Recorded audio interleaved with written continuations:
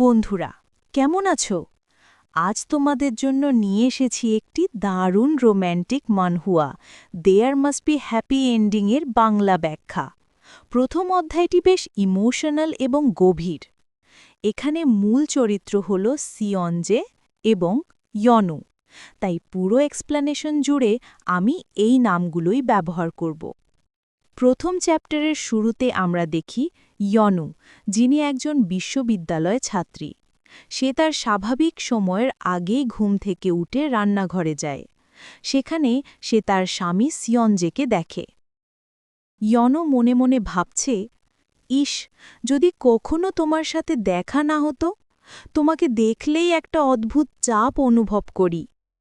ঠিক তখন সিয়ঞ্জে বলে, আজ বিকেলে আমার সেকেন্ড কাজিনের বিয়েতে যেতে হবে। আমি বিকেল 4টায় তোমার জন্য গাড়ি পাঠাবো। ইয়নু ভয়ে ভয়ে বলে, ঠিক আছে, আমি রেডি থাকব। কিন্তু মনে সে ভাবে, আমাদের দুজনের মধ্যে একটা অদৃশ্য দেয়াল আছে, যা সিয়ঞ্জেই তৈরি করেছে। ইয়নু মনে করে বিয়ের দিন বাড়িতে ঢোকার পর থেকেই সিয়ঞ্জের নিয়ম করে দিয়েছে যে সে কখনো সিয়ঞ্জের রুমে ঢুকতে পারবে না। অথচ আজ তারা একই ছাদের নিচে থাকে, কিন্তু একে অপরের জীবনে নেই। তারপর দৃশ্যে আসে বিয়ের অনুষ্ঠান। সেখানে খুশি দম্পতিকে দেখে ইয়নু ভাবে, সবাইকে বিয়ের সময় এতটাই খুশি থাকে। ঠিক তখন সিয়ঞ্জের আন্টি জিজ্ঞেস করে, তোমাদের এখনো বাচ্চা হলো না কেন? 2 বছর হয়ে গেল তো।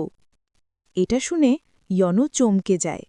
সিয়ঞ্জে শান্ত গলায় উত্তর দেয়, এখনো ভাবিনি, ইয়ানু এখনো পড়াশোনা করছে।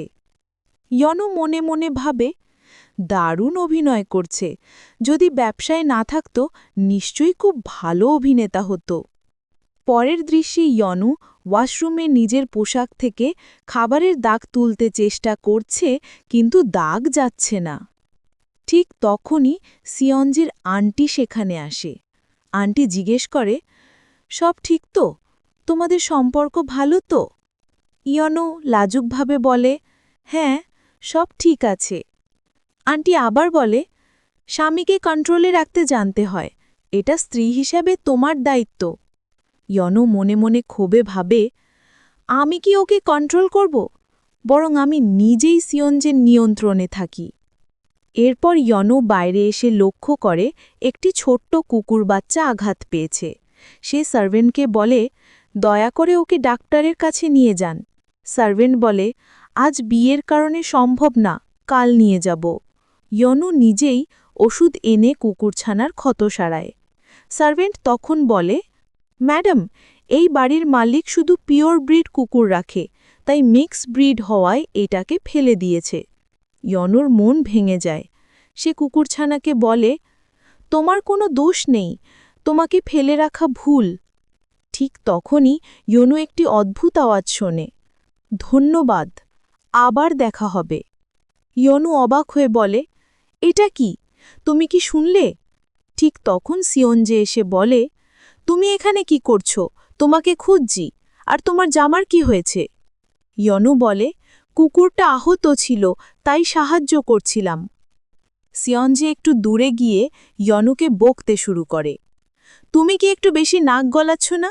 নিজের ড্রেস নষ্ট করলে, অন্যের কুকুরের চিকিৎসা করতে হবে তোমাকে। ইয়নু শান্তভাবে বলে, সে আহত ছিল, ওকে ফেলে রাখতে পারিনি। ঠিক তখন সিয়ঞ্জের পরিবার দূর থেকে ডাক দেয়, এসো, আমরা তোমার জন্য অপেক্ষা করছি। কিন্তু সিয়ঞ্জে বলে, একটু দাঁড়াও, ইয়নুর সাথে কথা আছে।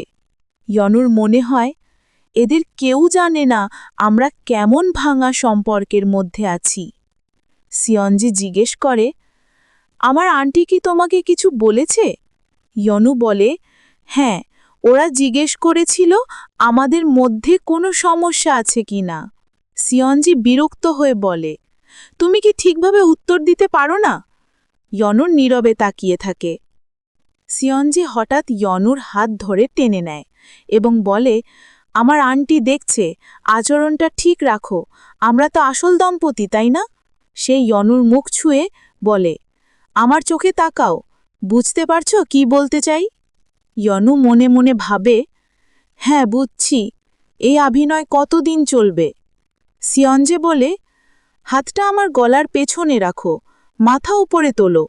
ইয়নু বিরক্ত মনে ভাবে, একই নাটক, শুধু শো অফের জন্য।